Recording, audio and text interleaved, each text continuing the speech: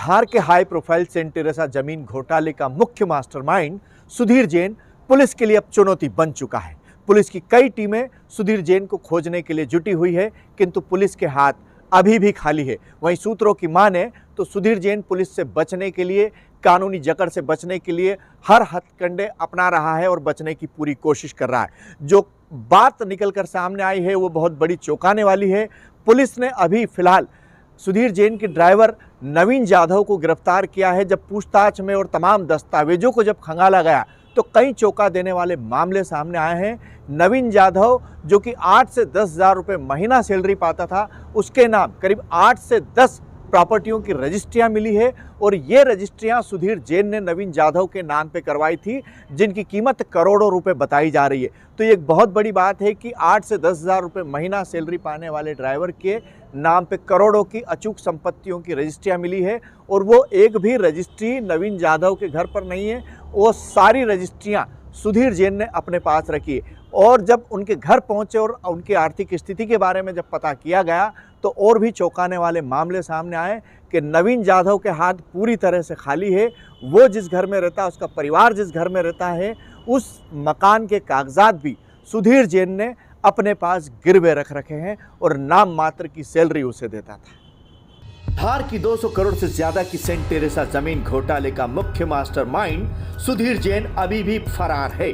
Police ने सुधीर जैन के ऊपर इनाम की राशि 10 हज़ार रुपए से बढ़ाकर 20 हज़ार रुपए प्रस्तावित भी कर दी है और उसे पकड़ने के लिए कई टीमें पुलिस की लगी हुई है। किंतु शातिर सुधीर जैन पुलिस को चकमा देकर अपने आप को बचाने के हथकंडे अपनाने में जुटा हुआ है।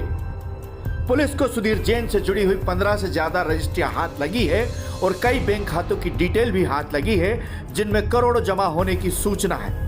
इस बेहिसाब संपत्ति को इकट्ठा करने के लिए सुधीर जैन ने कई काले कारनामे किए थे और कई लोगों का इस्तेमाल भी किया था। फिलहाल सुधीर का भाई और उसका ड्राइवर जेल में है, वहीं सुधीर जैन अभी भी फरार है। सुधीर जैन का ड्राइवर नवीन जाधव उसका खास विश्वास पात्र था, जिसकी तनख्वाह सिर्फ 8 से 10 हज़ार रुपए प्रति महीना थी और इतनी भी रकम उसके घर नहीं पहुंच पाती थी।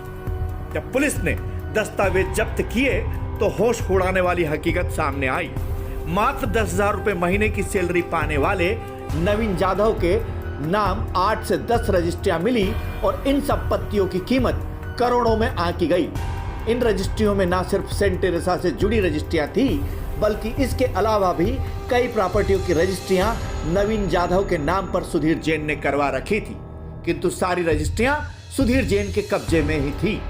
इतना ही नहीं, नवीन जाधव के नाम कई बैंक अकाउंट भी मिले हैं जो कि सुधीर जैन ही हैंडल करता था। नवीन जाधव के पास न उनकी पासबुक थी और ना ही उनके एटीएम कार्ड। जब ड्राइवर नवीन जाधव के घर जाकर स्थिति जानी तो पूरा परिवार इस समय काफी दुखी है और हकीकत चौंकाने वाली है।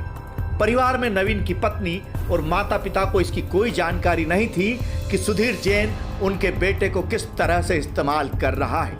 घर की माली हालत देखकर समझा जा सकता है कि पूरे महीने की घर की व्यवस्था कैसे चलती होगी। नवीन जाधव की मां और पत्नी ने आप बीती सुनाते हुए कहा कि नवीन सुधीर जैन के यहाँ बरसों से काम कर रहा था और उसे नाम मात्र की सैलरी मिलती थी।